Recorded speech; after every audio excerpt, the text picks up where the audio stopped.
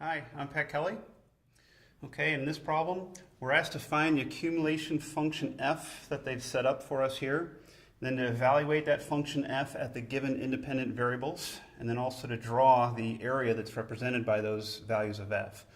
So I'll explain what's happening when we do the drawings and how that's supposed to show you really what this integral is representing. But to start, in order to find this accumulation function f, we just evaluate this integral. So I'm looking to integrate this thing with respect to t. And so I have a 1/2 t raises to the 2 power, divided by 2. There's already a divided by 2. Let's just divide by 4. And then plus t. This is a definite integral from 0 to x. And then we'll go ahead and evaluate that expression at those limits of integration. Plugging x in first, it's just x squared over 4 plus x. And I'm sure you can see when we plug in the lower limit of integration, that's just 0. So we're subtracting out 0.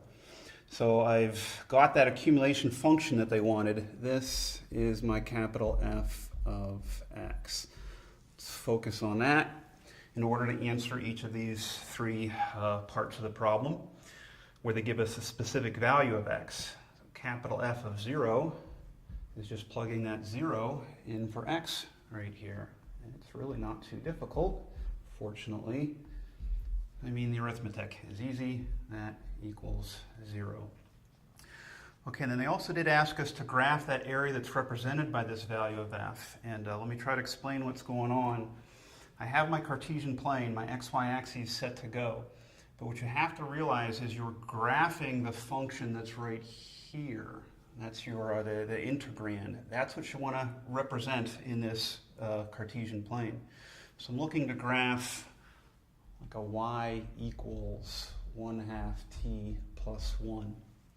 So an intercept of 1 puts me there. A slope of 1/2. Just real quickly, it's a straight line, and I'll at least make it accurate enough I can see what's going on. Okay, but then in terms of this capital F function, the accumulation function tells us the total area that's under this curve, starting at 0, the lower limit, and ending at the upper limit, which is this independent variable for x, which is 0. So for the first of these three parts of the problem, it's kind of hard to see what's going on because there's nothing going on. We start at 0, which is right here, and we end at 0, which is right there. So I have this area, if you want to call it that. There's no area, and that's why our answer is 0. Okay? Go back and look at that one after we see these next two examples that have a little bit more of an interesting dynamic going on. So let's go to the second part of the problem, f of 2. This again is just asking us to take that value of 2 and plug it in here for x. So 2 squared divided by 4 plus 2. 4 divided by 4 is 1 plus 2 is 3. But then in terms of the visual, I actually have the same function that I'm graphing. There. And a quick sketch. But now the area starts at 0, always starts at 0, but ends at 2. That's our value for x. So it ends, I'll try to keep it somewhat neat. There. This is the area in question. So that 3 answer that we got is the area of this trapezoid. So I stress that because if you wanted to check that, just use your old formula for the area of a trapezoid. You should see that you get the same answer of 3. Okay, one more. And this one just has that independent variable of x being 6. So I come up here, 6 squared over 4 plus 6. 36 divided by 4 is 9, plus 6, looks like 15. But then in terms of the visual, same drawing here. Intercept, slope, straight line. Always starting at 0, which comes from right there.